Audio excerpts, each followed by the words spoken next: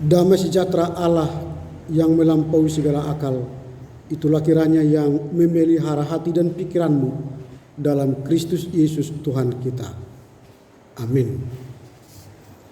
Firman Tuhan yang akan menjadi khotbah dalam minggu Advent yang pertama tertulis dalam kitab Yesaya pasal yang ke-11 ayat yang pertama hingga ayat yang ke-10. Raja damai yang akan datang. Suatu tunas akan keluar dari tunggul Isai, dan taruk yang akan tumbuh dari pangkalnya akan berbuah. Roh Tuhan akan ada padanya, roh hikmat dan pengertian, roh nasihat dan keperkasaan, roh pengenalan dan takut akan Tuhan. Ya, kesenangannya ialah takut akan Tuhan. Ia tidak akan menghakimi dengan sekilas pandang saja, atau menjatuhkan keputusan menurut kata-kata orang, tetapi ia akan menghakimi orang-orang lemah dengan keadilan, dan akan menjatuhkan keputusan terhadap orang-orang yang tertindas di negeri dengan kejujuran. Ia akan menghajar bumi dengan perkataannya seperti dengan tongkat, dan dengan nafas mulutnya ia akan membunuh orang fasik. Ia tidak akan menyimpang dari kebenaran dan kesetiaan, seperti ikat pinggang tetap terikat pada pinggang. Serigala akan tinggal bersama domba, dan macan tutul akan berbaring di samping kambing. Anak lembu dan anak singa akan makan rumput bersama-sama, dan seorang anak kecil akan menggiringnya. Lembu dan beruang akan bersama-sama makan rumput, dan anaknya akan sama-sama berbaring, sedang singa akan makan jerami seperti lembu. Anak yang menyusu akan bermain-main dekat liang ular tedung, dan anak yang cerai susu akan mengulurkan tangannya ke sarang ular beludak. Tidak ada yang akan berbuat jahat atau yang berlaku busuk di seluruh gunungku yang kudus, sebab seluruh bumi penuh dengan pengenalan akan Tuhan, seperti air laut yang menutupi dasarnya. Maka pada waktu itu taruk dari pangkal Isai akan berdiri sebagai panji-panji bagi bangsa-bangsa. Dia akan dicari oleh suku-suku bangsa, dan tempat kediamannya akan menjadi mulia. Demikian firman Tuhan.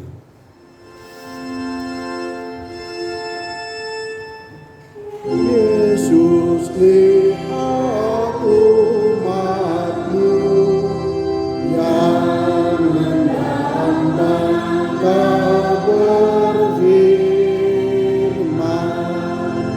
dan arahkan padamu hati dan seluruh indera, hingga kami yang di dunia Kau dekatkan pada sorga.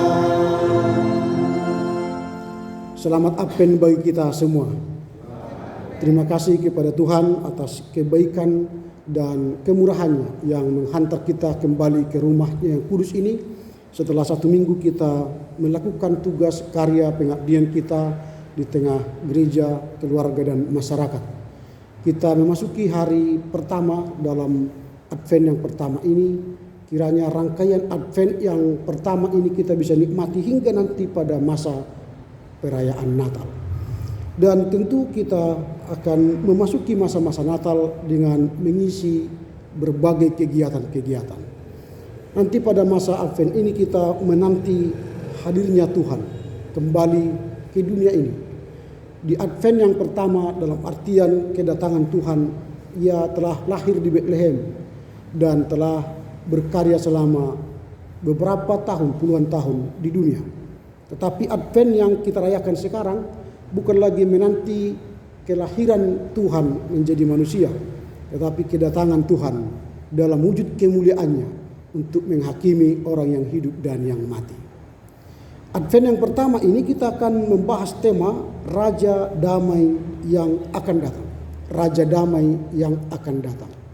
Mengapa ini menjadi sebuah tema yang diangkat oleh gereja kita? Jika dikaitkan dengan situasi dan kondisi kala itu, orang Israel mengalami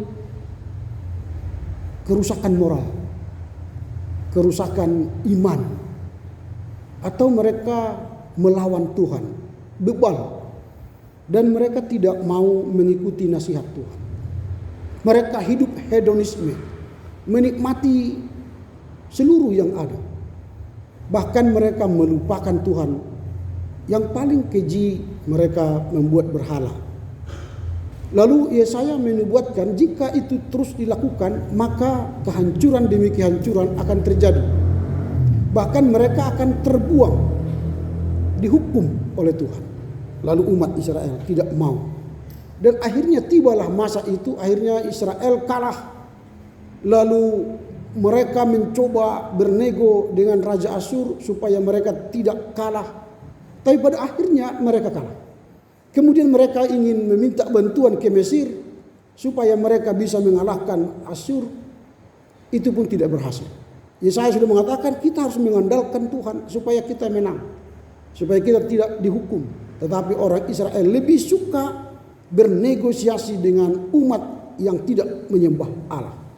Lalu mereka meminta bantuan Mesir dan akhirnya kalah dan Asyur menguasai. Dan akhirnya mereka terbuang ke Babel. Ini situasi kala itu. Lalu mereka hidupnya makin hari makin menderita. Puluhan tahun mereka di Babel, 70 tahun lebih. Mereka mengalami penderitaan yang cukup berat. Di situasi keadaan penderitaan yang mereka alami itulah Tuhan mengutus Yesaya memberi nubuatan Raja Damai akan datang. Ini yang terjadi kala itu. Sehingga Raja Damai itu menjadi sebuah harapan yang perlu datang menyelesaikan masalah kehidupan mereka. Raja Damai itu menjadi sebuah harapan di tengah-tengah ketiadaan harapan untuk mengatasi penderitaan, siksaan yang dulunya mereka biasa menikmati hidup, tiba-tiba menjadi menderita. Yang dulunya mereka bisa melakukan kegiatan dengan baik, tiba-tiba tidak bisa. Ini persoalan. Saya tidak mau samakan itu dengan keadaan COVID yang membuat dunia mati. Dan kita mungkin merasa sengsara pada kala itu. Lalu saat COVID itu kita sangat merindukan penyelamat supaya saya tidak mati, keluarga saya tidak mati, warga jemaat GKPA tidak mati. Ini situasi seperti itu. Nah, Yesaya datang mengatakan Raja Damai akan datang. Nah, bagaimana caranya supaya umat Israel ini mulai sadar bahwa mereka butuh Raja Damai yang akan menyelesaikan persoalan mereka. Tapi Raja Damai itu tidak identik dengan Raja dunia yang akan memerintah seperti bayangan mereka. Tetapi ini adalah Raja Damai dalam pemahaman rohani yang akan memberikan mereka harapan dan keselamatan. Ini yang kita lihat dalam teks ini. Sehingga pertanyaan kita sekarang ialah, siapakah Raja Damai itu yang akan datang itu? Siapa dia? Dalam teks ini kita akan melihat rujukan-rujukan Raja Damai yang akan datang di kala umat Israel itu mengalami penyiksaan atau penderitaan di Babel. Raja Damai itu yang pertama ialah datang diidentikan sebagai tunas atau taruk yang keluar dari tunggul Isai. Itulah Raja Damai itu. Siapa Raja Damai itu? Ialah orang yang datang dari tunggul Isai. Jadi kata tunggul atau tunas atau taruk itu sebenarnya kalau kita punya pohon di depan rumah, pohon itu tidak memberikan sesuatu bagi kita. Lalu kerja kita setiap hari menyapu daunnya, akhirnya kita malas, kita ambil parang atau mesin pemotong, kita potonglah pohon itu dan tidak ada lagi sisa. Lalu yang tinggal itulah tunggul atau tunas. Biasanya ini tidak berguna lagi. Tidak ada lagi harapan di sini. Apalagi kalau kita siram lagi dengan minyak tanah atau bensin, pertalite, mati. Begitulah orang Israel kala itu, dunia ini telah mengambil atau Asyur waktu itu mengambil Israel dan ditawan di Babel. Itu berarti orang Israel sudah kehilangan harapan. Tidak ada lagi. Tidak mungkin lagi orang Israel memerintah. Tidak mungkin lagi orang Israel punya pemimpin besar yang akan mengembalikan mereka ke leluhur mereka, ke tanah mereka. Tidak ada lagi. Habis. Sudah dipotong. Tetapi Yesaya mengatakan Raja Damai itu datang dari tunggul Isai, dari tunas Isai. Adakah harapan? Itu mungkin pertanyaan kala itu bagi orang Israel. Jati diri yang datang itu ialah benar-benar dari keturunan Daud. Nanti kalau kita lihat keturunan Isai itu diangkat ke atas, itu adalah keturunan Daud. Nanti diangkat ke atas sebagai keturunan Abraham. Lalu nanti kita lihat di dalam perjanjian baru dia akan lahir. Mesias itu, Yesus itu dari keturunan Daud. Ini terbukti dan nubuatan itu nyata nanti pada kelahiran Yesus. Itu yang pertama. Siapa Raja Damai itu? Dia diidentifikasi sebagai tunas dari Isa. Itu yang pertama. Yang kedua, Raja Damai yang akan datang itu akan mengerjakan pemulihan. Jadi dia akan mengerjakan pemulihan karena Israel sudah carut marut, sudah hancur, sudah mengalami penderitaan. Antara mereka sendiri pun pecah, Israel Utara, Israel Selatan. Berkelahi terus orang-orang Israel ini. Ini yang membuat mereka hancur. Lalu di tengah situasi itu datanglah Raja Damai itu memulihkan umat Israel. Apa yang dipulihkan Raja Damai itu? Kalau kita baca ayat 1 dan ayat 5, dia datang memulihkan hubungan antara manusia dengan Allah.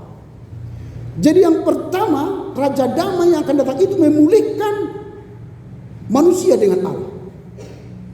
Makanya nanti kalau Yesus kita lihat datang ke bumi lalu mati di Golgota, itu kan simbol menghubungkan kembali manusia yang berdosa dengan Allah yang Maha Kudus. Jadi dia memulihkan hubungan manusia dengan Allah.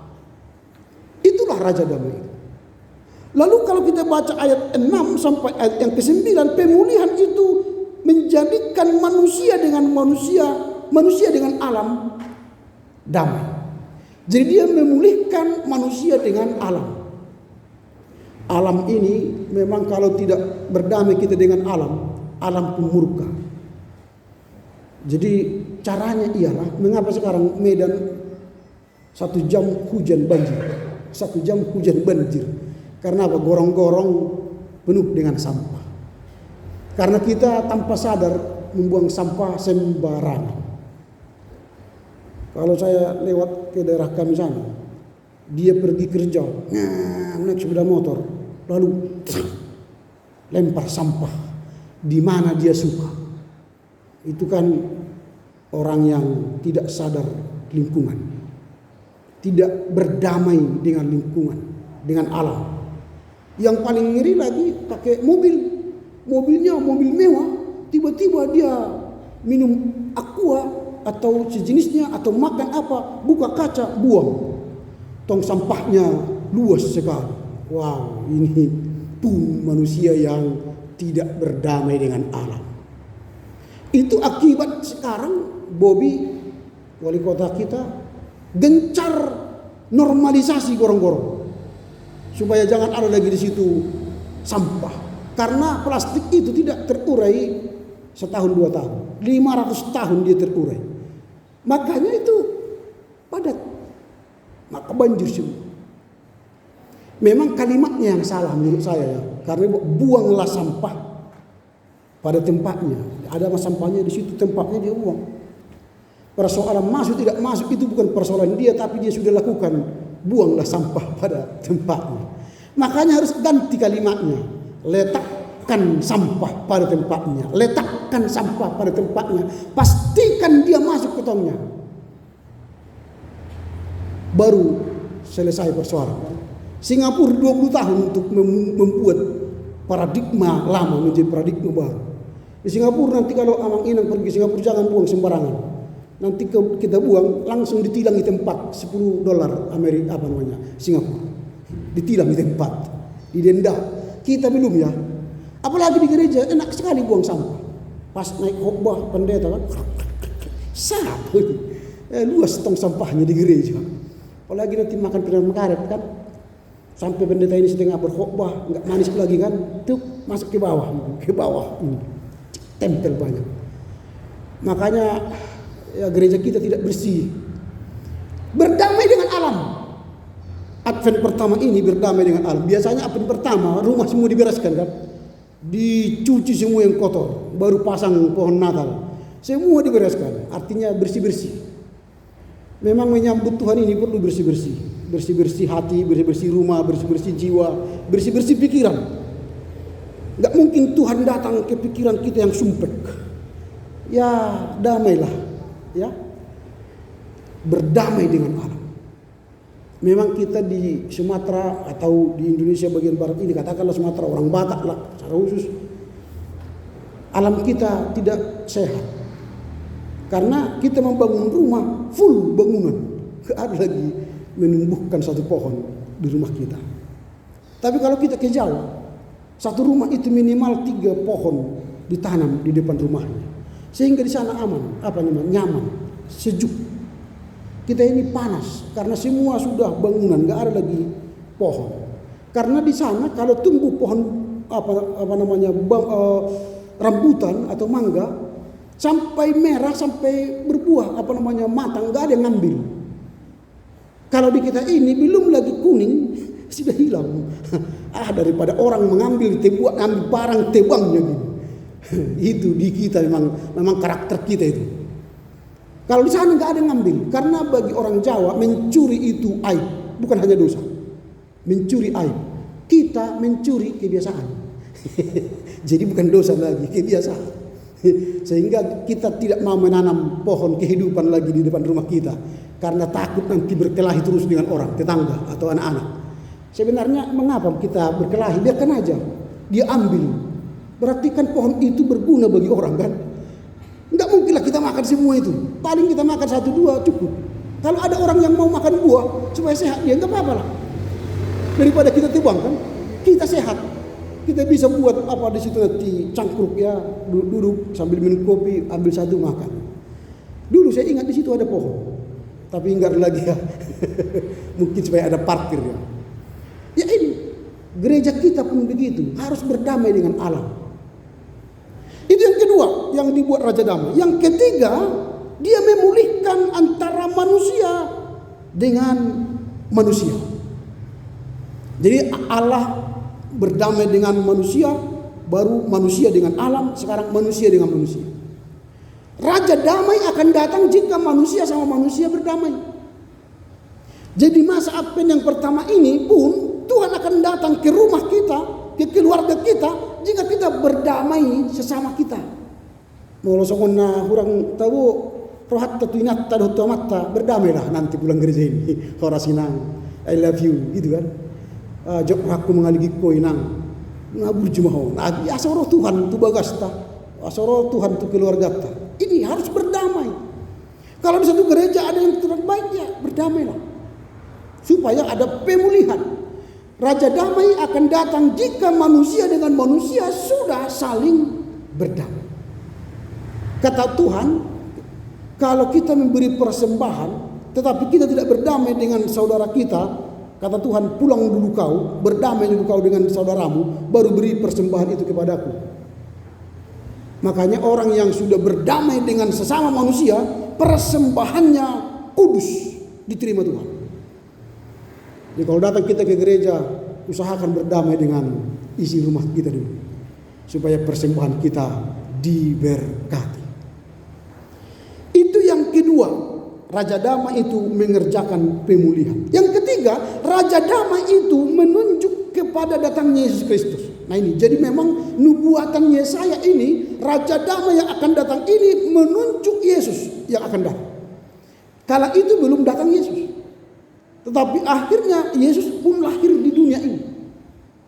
Setelah nubuatan Yesaya ini ratusan tahun ke depan. Dan Yesus lahir di Bethlehem. Dia berkarya mewujudkan semua nubuatan-nubuatan perjanjian lama. Roh Tuhan ada padaku, kata Yesus. Kala itu dia membaca teks kitab suci di sinagoge. Dan pada saat aku membaca firman ini, genaplah apa yang difirmankan itu, kata Yesus.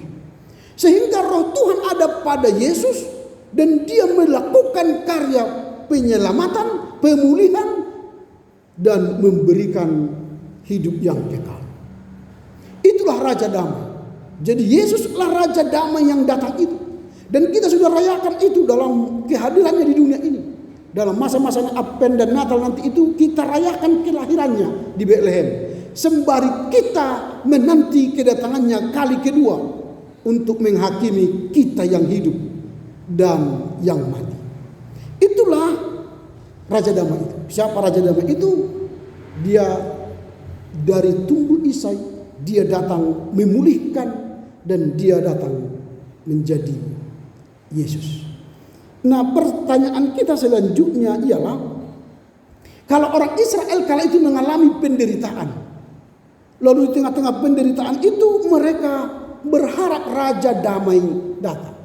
Bagaimana mungkin mereka mengharap Raja Damai datang sementara mengalami penderitaan?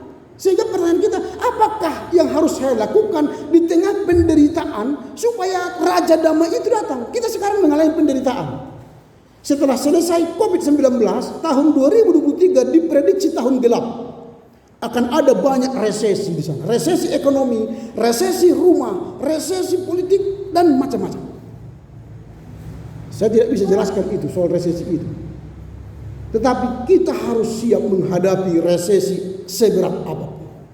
Kalau kita bersama Tuhan, maka resesi kita bisa lewati.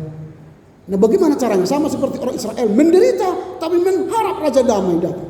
Apa yang mereka lakukan di tengah kehidupan yang menderita, di tengah kehidupan yang mengalami pergumulan itu? Maka kita belajar dari teks ini bagaimana kita menanti kedatangan Tuhan di tengah hiruk pikuk penderitaan, pergumulan di dunia ini. Jadi saya buat ilustrasinya begini. Ada sebuah sayembara dengan tema Raja Damai yang datang. Lalu ada seorang pelukis, dia buatlah gambar sebuah danau dengan telaga yang indah, aman, nyaman. Lalu semua orang, pasti inilah juara satu.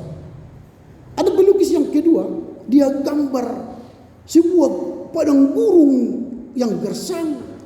Lalu di tengah-tengah padang gurun itu ada tumbuh pohon hijau yang mekar, yang bagus. Lalu orang berkata, ini kalah. Mana mungkin ini tema Raja Damai yang akan datang, tapi gambarnya tandus gurun. Inilah gambarnya bagus di tepi danau, dia tidak akan pernah kelaparan, dia akan dipenuhi berkat-berkat Tuhan. Lalu pihak penyelenggara mengumumkan pemenang dari sayembara itu. Dari dua gambar itu yang menang ialah gambar yang kedua.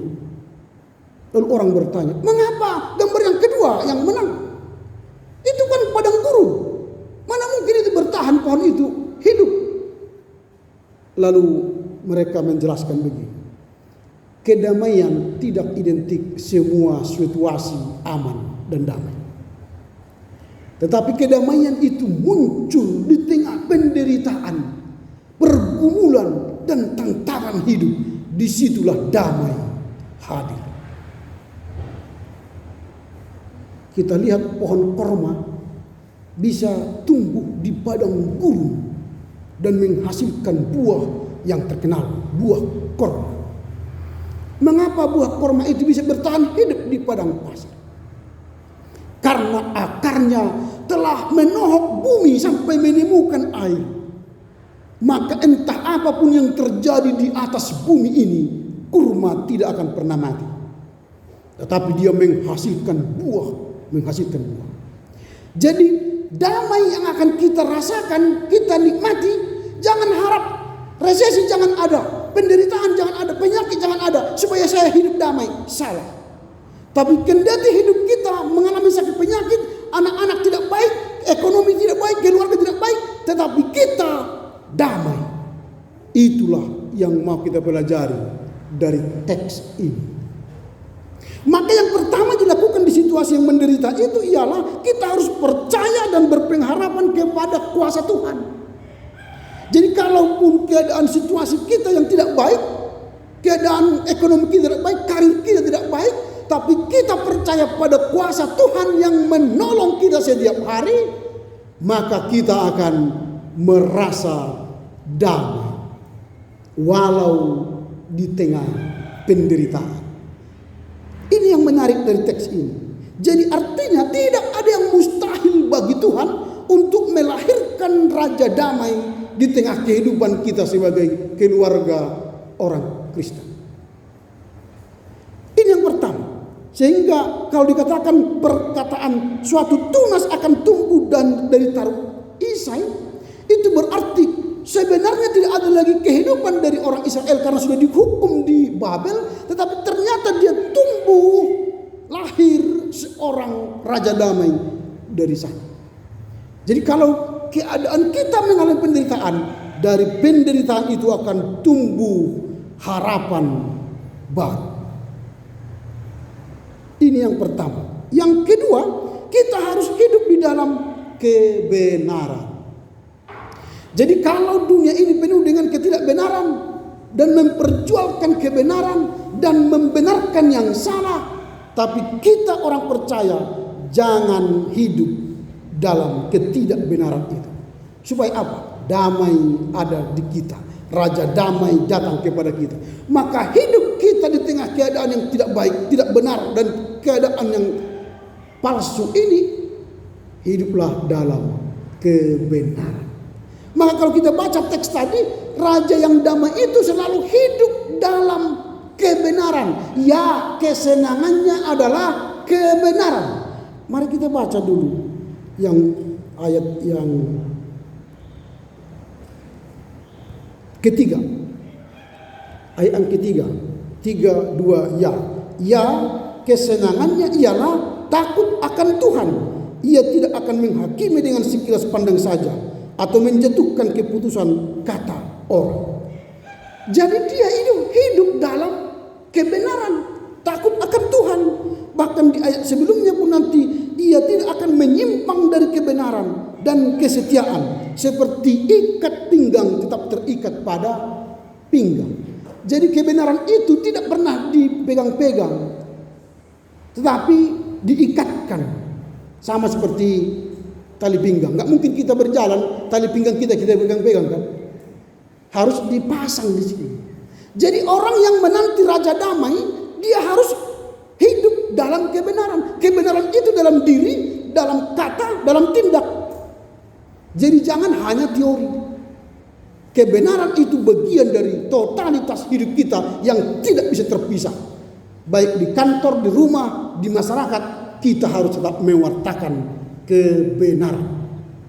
Walau ada orang yang membenci kita, menjauh kita, ya tidak apa-apa, itu resiko dalam mewartakan kebenaran.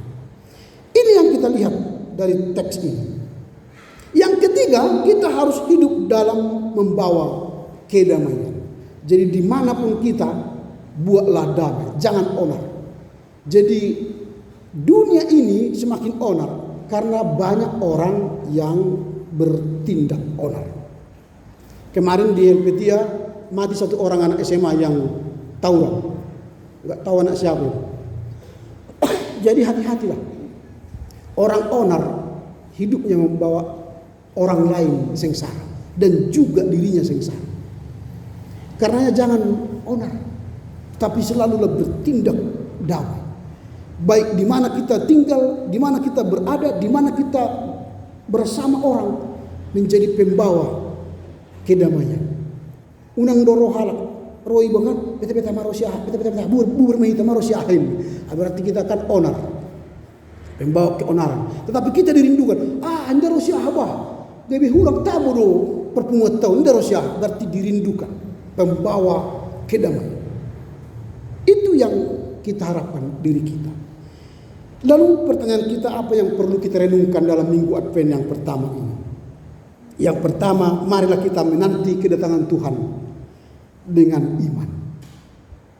Jadi kedatangan yang pertama sudah terjadi, Yesus lahir di Bethlehem. Sekarang kita menanti kedatangan Tuhan kali kedua dalam wajah dan wujud kemuliaannya.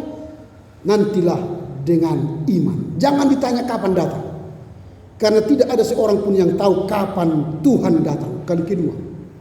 Dan jangan berspekulasi dengan kedatangan Tuhan. Ini dengan adanya gempa di Cianjur, ini ciri-ciri Tuhan mau datang. Enggak. Jangan berspekulasi. Memang kalau kita tonton dari satelit bagaimana Cianjur itu, habis ya hitungan detik. Sebuah kota tiba-tiba jadi terbenam, ditelan bumi. Aku menonton videonya itu, gentar gitu, takut. Kalau terjadilah itu seperti ini, kita ibadah, jus, tenggelam itu ke dalam sampai 50 meter ke bawah sana. Entah sehebat apapun kita, gak bisa berlari. Mau lari kemana? Gak bisa. Makanya siap-siaplah mati minggu yang lalu kan. Kapanpun kita mati, bagaimana caranya tak usah dipertanyakan, tapi di dalam Tuhan masuk surga. Kan M, memento mori, artinya mesti mati. Tengok di garis tangan ini M, ini M. Mesti mati. Jadi kalau mesti mati, ya siaplah mati. Maka persiapkanlah kita mau mati. Hari kematian kita persiapkan. Ketika datang gempa, truk, udah kita masuk surga. Walaupun kita nggak ketemu mayatnya kan. Ini yang mau kita persiapkan. Menanti Tuhan dengan iman. Yang kedua, mari hidup dalam kebenaran firman. Walau dunia ini saya katakan penuh dengan hoax, berita hoax, tapi jangan ikut berita hoax. Jangan ikut melakukan ketidakbenaran, kepalsuan, hidup palsu, munafik. Jangan. Hiduplah dalam kebenaran sembari menanti Tuhan. Kalau kita sudah hidup benar, maka kita pun akan berlaku benar, berkata benar, bertindak benar. Maka kepada orang seperti itu Tuhan senang. Merayakan Advent dengan hidup dalam kebenaran, itu hidup yang luar biasa. Yang ketiga terakhir, jadilah menjadi juru damai. Kedatangan Raja Damai itu membawa kedamaian. Kita pun yang menjadi pengikutnya, dimanapun kita berada, hadirlah menjadi juru damai. Amin.